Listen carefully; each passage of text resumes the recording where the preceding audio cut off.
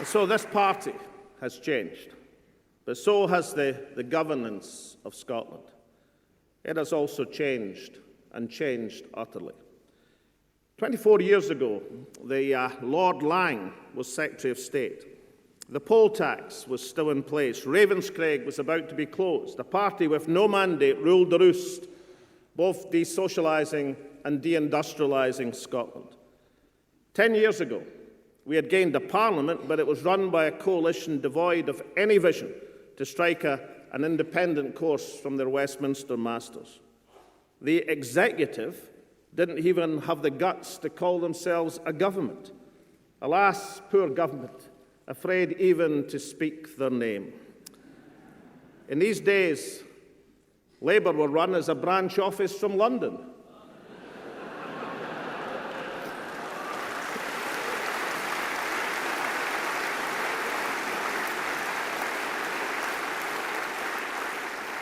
Plus ça change. That one was for Christian Allard.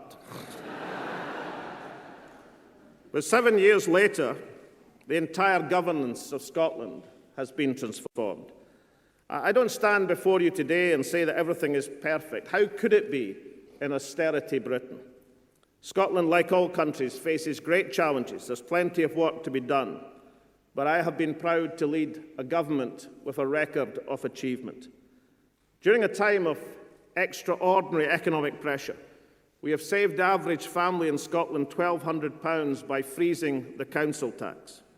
We have put 1,000 extra police officers on the streets, and crime is at a 40-year low in Scotland. We have slashed business rates, allowing 96,000 small and medium enterprises, the length and breadth of our country, the opportunity to thrive.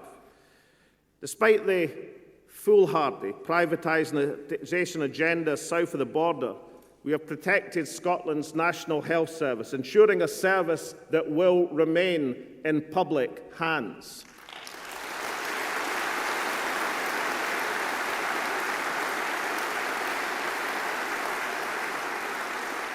And delegates, as somebody who grew up in a council house in Linlithgow and went on to be educated without charge at St Andrews University, I'm proud to have led a government when the rocks did not melt with the sun, where tuition fees were abolished and the right to free education was restored to Scotland's young people.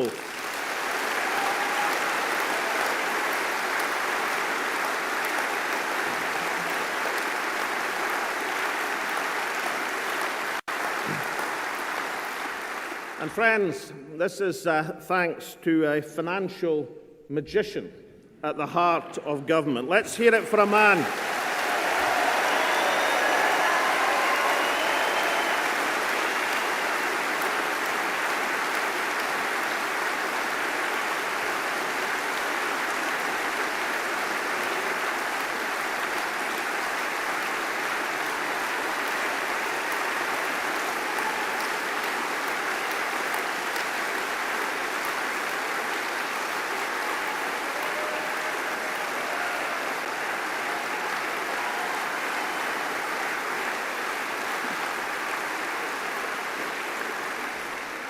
Scotland's Merlin, John Swinney, the only finance minister in Europe to pursue successfully a balanced budget. John Swinney.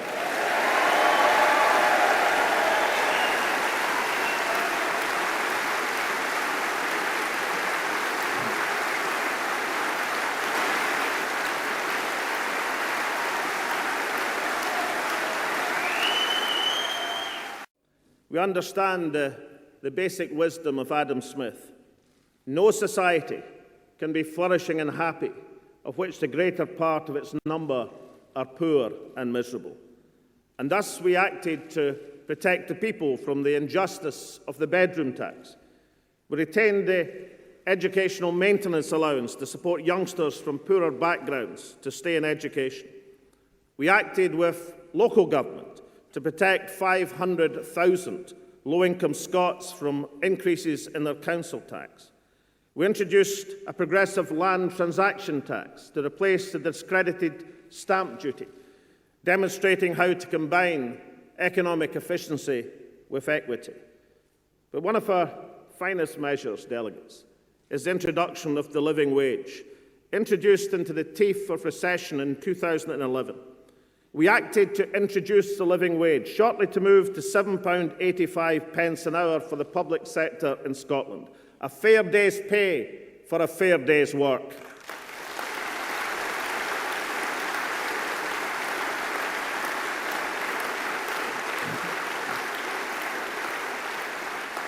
Conference, in politics, actions speak much louder than words, and this party should be immensely proud of its record.